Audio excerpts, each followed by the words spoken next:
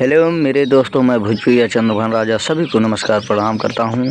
आज आप सभी लोगों को एक नया छोटा मोटा डिज़ाइन लेके आया हूं। ये देखिए फर्नीचर का काम हुआ है, जो कि बेड, सिंगारदानी और सोफ़ा और एक टेबल भी बनाया गया है।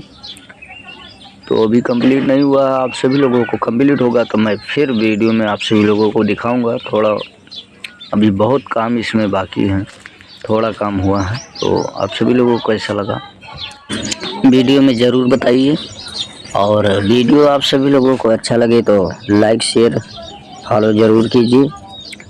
और अभी तो सादा है, अभी बहुत काम बाकी है। आप सभी के बीच मैं पूरा काम होने के बाद वीडियो एक लेके आऊँगा, दिखाऊँगा। और बताइए आप सभी लोग कैसे हैं।